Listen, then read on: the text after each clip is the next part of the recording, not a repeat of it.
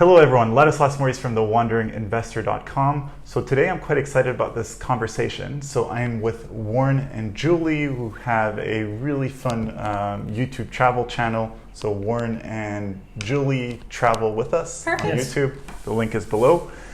And the reason I'm interviewing them is because they went through the whole FIRE thing. So FIRE is Financial Independence Retire Early.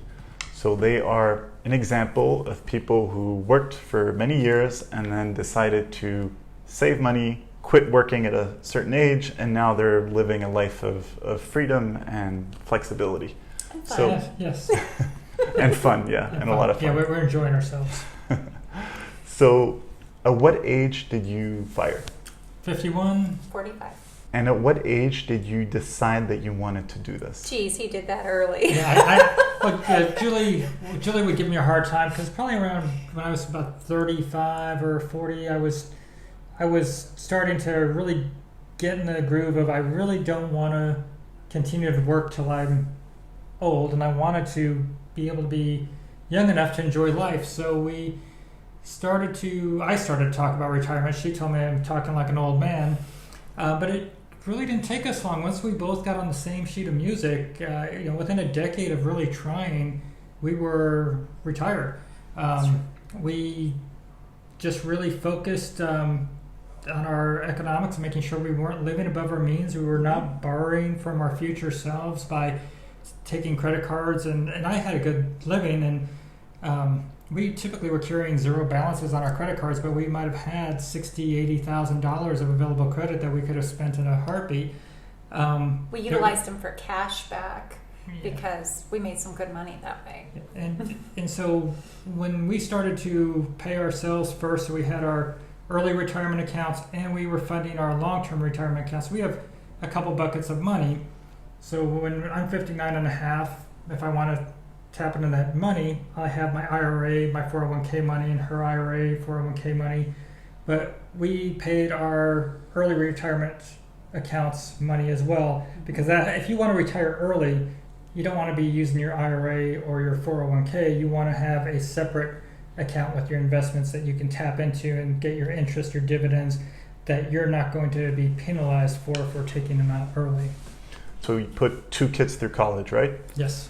So, no, one kid through college. One chose not to do college. We helped her get into a jackpot. We still helped out tremendously on that one too, just a different way. Yeah, different. Sure. Great. So you decided to go ahead with FIRE, and you started 1 month before the whole situation. The day of. The day of. Yes. In March 2020, right? March 2020, we left the United States, first country that for our South American tour, which turned out to be just a one-country tour. We left for Ecuador on March 15th, the day they shut the country down. We ended up spending 9.5 months in Ecuador and had some great adventures there. So we did the Amazon, we climbed the Andes. To be stuck somewhere for 9.5 months, there's a lot that we were able to do there. We were. Good. And then you came over to the Balkans. Yes. Yes. We have a sweet spot for the Balkans. We love it. Can you elaborate on this, on why the Balkans of all the places in the world? Because I'm pretty sure when Americans think, I'm going to FIRE, they're thinking of maybe Italy or France. going to Bali, France, or Brazil. Why the Balkans? For me, the Schengen zone for Americans is very difficult. It's frustrating, and Warren actually does a video about it. But with us, the Balkans, Montenegro in particular, allowed us a wonderful residency program. And there's residency through corporation, there's residency through buying a home, and we actually bought a home in 2016 in Stari Grad, Old Town, Kotor, Montenegro. And we fell in love with this little country of Montenegro. In particular, Warren loves the beach. I love the mountains. So it gives us both. Yeah. We both get California in Europe. and I'm from San Diego originally, so yes. I do like the beach. But I do have to comment here. When Julie and I started our channel, it was going to be about our traveling adventures, but we started to look at cost of living and sharing this with people. And we seem to get a lot of followers because of this. So when we look at the Balkans and the quality of life and the cost of living, it's fantastic. There's some places when you go to, it's cheap and it feels cheap. And maybe I'm talking some places of Southeast Asia, or maybe some parts of Central America. I mean, you kind of know when you're paying just a little bit of dollars on street food, you got to wonder what's crawling around behind the kitchen. But here, when you're paying these low prices, you're getting quality. Yeah. And now I will say that where we are in Montenegro and Kotor is just is a little bit more expensive than other parts of Montenegro because it is a tourist area, but you can go to other areas of Montenegro where it's going to be considerably cheaper than Kotor. But the Balkans in general, we love Novi Sad, Serbia, Yes. Belgrade. You've got places here that are not on American radar, and if you're looking at early retirement and you're looking at making your dollars go further, you may be able to retire early when you look outside the box. And if you're looking for a European lifestyle, the Balkans should be considered, as well as places like Ukraine. There are a lot of people focused on Portugal, Spain, Italy, as you mentioned. And I would tell you, if there's a little site called Numbeo, and if you can do a cost of living comparison of these cities in the Balkans or Eastern Europe to some of these traditionally what people think are lower cost locations inside Western Europe and the Schengen, you're going to see that your dollar's oftentimes going to go twice as far here. Yeah. So You live well. I'm going to say, Julie and I, we've been traveling the world, and we've been to quite a few countries over the last year and a half, and we're living well below what we budgeted for ourselves. I think we ran the numbers. Are we pulling at maybe $3,500, $3,600 a month on average for us to travel and do the things we want to do, not including kids? Yes.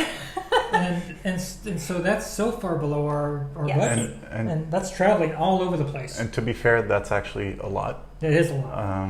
You can live here comfortably as a couple with, I'd say, less than $2,000 a month. Yeah. You can pull it off. Easily. It's Yeah, just, We go out every But day. this is go out. also including our Airbnbs, because Yeah. here we own a location. When we're in Novi Sad, or we're in Belgrade, or we're in Bulgaria, or Ecuador, wherever we are, we're paying a separate rent and paying Yes. typically Airbnb. And it is high. And sometimes we're doing $1,200 or $1,300 a month. So reality is, if you took out the Airbnb costs and the frequency of us going out extraordinarily, most of these countries we could have got by on $1,500 if we had owned a home. And if we come to Montenegro and we have our place right here in the Old Town, I think we would be hard pressed to exceed $1,500 in living costs. Mm-hmm. Now, some of the additional monies that might push us to $2,000 are some of the expenses we have to go with our life insurance and some Correct. extra medical insurance. We pay quite a bit in cell phones. We've kept our U.S. Yeah. cell phones. And if you're looking for health insurance as you're traveling, I'm going to have Laddie put my link into his video. Sure. But I am doing some stuff with I Am Global health insurance for expats. But you could definitely live, like he said, on $1,500. We live, I'm not going to call it lavishly, but right now I feel like we still haven't transitioned from vacation to retirement in our thinking of going out. And we're working on that. I concur, because we just had lunch before, and we went to a place where the burgers were $9. Though across the street there are burgers for $3, so you haven't transitioned yet. Correct. And we have true. been traveling nonstop lately, so buying groceries is tricky. I just went grocery shopping, spent €26.50, and they're all sitting in the refrigerator because we've had one commitment after the next we didn't realize would come up. And commitment meant going out or doing something with friends. So that's why we're spending what we are. We will not be continuing that. Because I discovered you guys through one of your videos on really cheap, affordable housing in the countryside in Serbia, which I thought was really Yes. interesting. Yes. So they have good videos on housing and kind of obscure places. So that was really good. And you also spend a lot of time in Bulgaria, and it's often a debate that I kind of see happening online about Montenegro, Serbia, Bulgaria. Mm-hmm. So you for a while you were really hesitating between Bulgaria and Montenegro. You spent quite a bit of time in Bulgaria, and yes. you went for Montenegro. So We did. Why is that? Well, particularly, we went to Bulgaria with a couple things in mind. We had thought perhaps if we sold in Montenegro that we would buy larger in Bulgaria. Which you would. By far. Yeah. Real estate was far less expensive. Yeah. I felt like the food wasn't nearly less expensive than here. I mean, honestly, I grocery shopped. I did everything as I usually do. But in particular, it wasn't the country for us. Not every country is the country for the person, and we just have our hearts set on Montenegro, and therefore we continued with our love and dream of continuing in Stari Grad. Yeah, and this is no slam on Bulgaria at all for the people that want to go there, because we found some nice places there, but there was something about the charm of, especially Kotor, Montenegro, the walkability, the cafe culture. It was our Disneyland. We looked at different places in Bulgaria, and I think Varna was one that maybe I would have leaned to if I was never in Montenegro. They're on the Black Sea. I think if you're looking for a place, being on the Black Sea in Bulgaria, you have the ocean, so to speak, with the Black Sea. You have that water, the beach, and the beaches were prettier than I really imagined that they actually would have been. Growing up in the United States, our exposure to Black Sea footage is usually icy ships out in the middle of the Black Sea about to sink or involved in a war. So seeing the Black Sea looking the way it did, it was, wow, this is actually a beach. And Varna, I think, is a place I liked, and I think is worth looking at if you're looking at maybe retirement, because you do have mountains, you have beach. But it seems to me just the walkability wasn't the same. And real estate is probably 50% cheaper than in Montenegro. Oh, Yes. at least. And Velko Trnovo happened to be my favorite sweet spot. So that's another problem. When I fall in love with one area and he falls in love with another area that's clearly across the country or very close to, it's very difficult. And Kotor is the one that... This is probably why we traveled and why we've been traveling in retirement, is that we could never find agreement on the perfect country. And Kotor, Montenegro has been about the closest thing we have found to being in perfect alignment and agreement about a location. Okay. Fascinating. So even though it's more expensive from a real estate point of view, you decided to kind of have your European base here. We did. Yes. Cool. Fantastic. So do you have any tips for specifically North Americans or Australians, foreigners generally from outside of Europe, who would want to move to Montenegro? I do. Come to Montenegro with a fully open mind, especially for a North American. Come and realize this is not America. It's going to be a bit different. You're going to have a slower pace of life. Customer service is a little different than you're accustomed to. But different can always be better as well. And also come and experience different areas of Montenegro, from the mountains to the coast and through the coastal region, because not everything is going to fit to each person. Yeah, you really want to come and test drive Montenegro if you're coming. Set a month aside and maybe book a week in some different areas. My personal favorite is in the Kotor Bay area, which will include, I should maybe say from Budva up to Herceg-Novi. You have Tavat, you have Paras, you have Kotor, and maybe you want to look at Petrovac, but there's a lot of other little cities around.